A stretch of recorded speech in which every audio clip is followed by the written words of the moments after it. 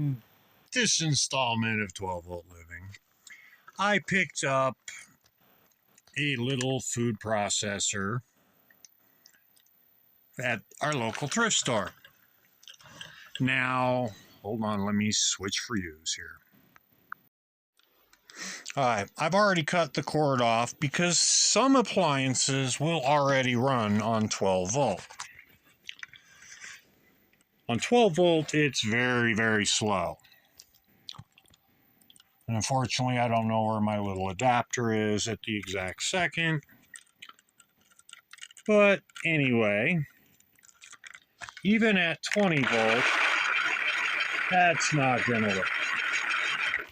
So we're going to see about replacing the motor inside here to something that maybe out of like an RC car or one of an old cordless tool. We'll see. We'll see what happens when I get it opened up. We got it apart. This is what we have. Alright, so it looks like an RC car motor is going to be the prime candidate. Some clothes would be good though. But unfortunately, I checked the ones I have. They're not going to work. They're too small of a motor, so I'm going to have to look into getting a motor. Alright, we got our motor out. We got our new one today.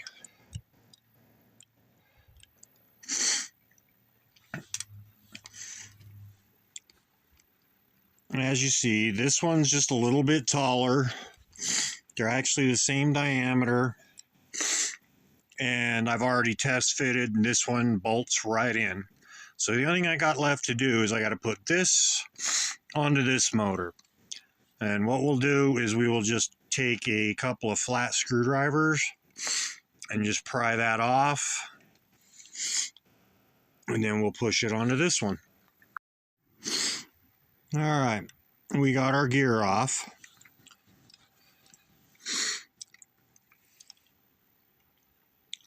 And we just got to get it onto here. It's kind of loose. So what I'm going to do is because this has a flat spot for a set screw that this doesn't have. So I'm going to take and put this piece of solder where the flat spot is, and when I press it on, it should flatten out and hold the gear on tight. The solder didn't work, but what I did is I took my vice grips and brought them all the way down tight, and then just clamped it onto the shaft a couple of times, and it gave it a couple little dimples, and it seems like it's gonna work. So I'm just gonna put it in this C-clamp and tighten it on. All right, we got the gear pressed on. Now I can mount it back in here, and we've got to upgrade this wiring because of the Ohm's law. Higher voltage carries ohms through better, whereas the lower voltage, you need thicker wires.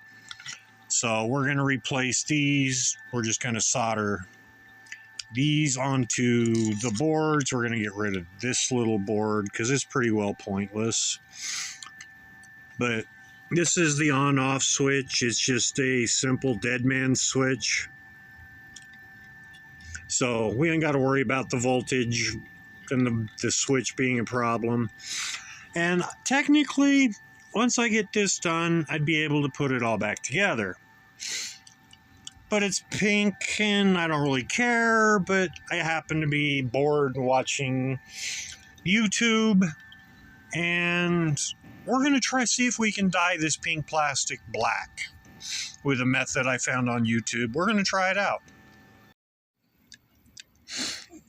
All right, we got all this soldered back together. A little piece of tape over here. Screw this down. And then we'll be able to plug it in, and you'll be able to see the motor turn at least. All right. we are all back together. Now we need to plug in.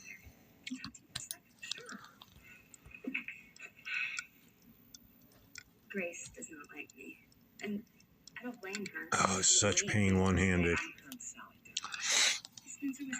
All right, see if our switch works.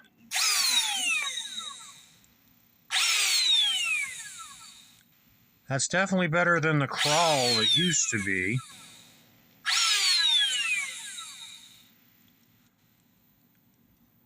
So, mechanically wise, it's ready to go back together. I gotta get the housing dyed. Then I could put this one, the center shaft, back in because it goes through the housing, through here and into the gear.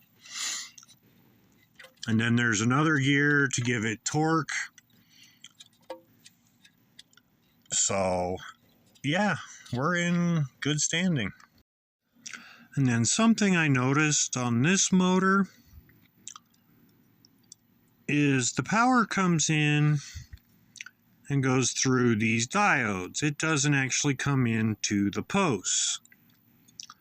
So I'm curious, if I take these diodes off, if I can just run this straight 12 volt, which would kind of make me mad seeing how I already bought that motor. But we're going to find out because, hey, if this works out better this way and cheaper for you, score. This is a 20 volt battery hooked directly to how the 110 volts went in. It's moving, but it is so slow. So now I will hook to the actual terminals, get rid of the diodes, and we'll see what happens. Okay. See if we can do this. We're going to hold the one terminal there.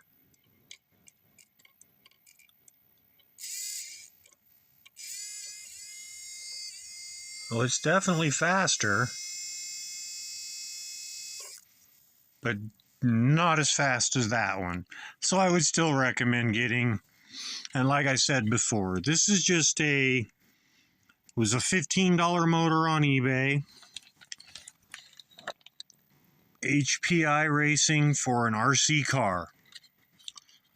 And it's a direct fit part. All right, we got this all back together. The die didn't work. I ended up painting it because it just made it all funky. But it was kind of the look I was going for because, yeah, it's more me than pink. So let's... We need to crush on ECMO. Must be toxic inflammatory reaction to chemo. She's intolerant. Plug it in. Let's see. All right, we got it plugged in. Let's see if it even turns the right direction.